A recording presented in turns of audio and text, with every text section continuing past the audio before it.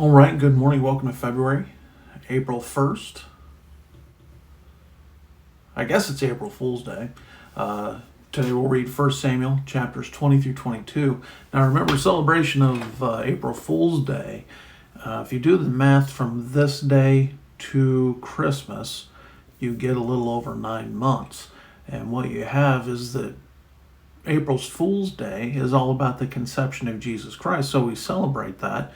We are celebrating that people think you're a fool for believing in the conception of Jesus Christ. So to celebrate April Fool's Day is to play part with the very enemies of God, and to pull pranks and stuff like that on a day like this. Not appropriate. It's borderline satanic. April Fools.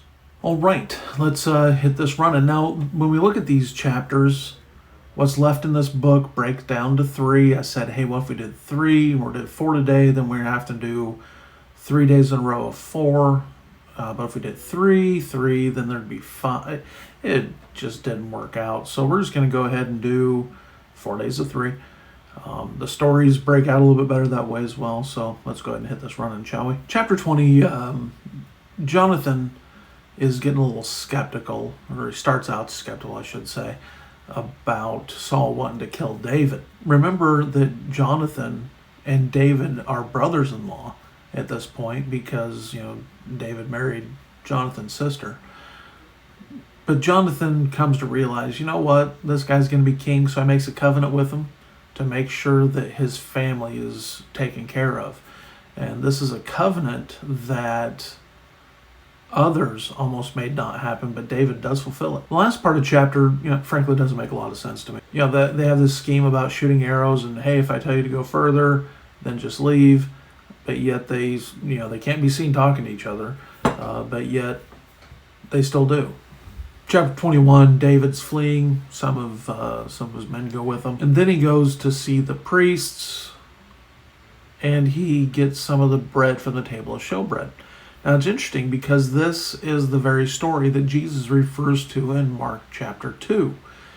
It's interesting because, David's lying. I'm not advocating lying, but, sometimes people think they have to, overtell the truth, and here David wasn't. But that guy, Doeg,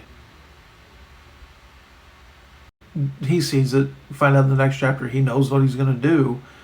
You ever have that feeling sometimes? But if you want to go read Psalm 52, Psalm 52 is a psalm David wrote about Doeg right after this happened. Now he heads to Gath, which is a complete surprise to me, but then he acts like a madman to escape. I contemplated this joke for a couple minutes, but hey, here you go. Maybe David would have won an Oscar. All right, chapter 22. So you see the group that David brought together. Those that are distressed, debt, discontented. His parents, his family come along, of course, for safety for their lives. And then we see here that Saul is becoming completely delusional. He was already heading that way. Evil spirit, forgetfulness, anger. Now we see delusion. And along with that, we're seeing paranoia. And so he has all the priests killed in a certain area. If God didn't reject him before, he's rejecting him now. And then again, we mentioned it, David, I knew this was going to happen. You ever have that, something's going to happen, but you keep on, pressing forward anyways, and come to find out you're right. That happens. All right. Hope you have a great Friday, and looking forward to seeing you here again tomorrow. Have a good day.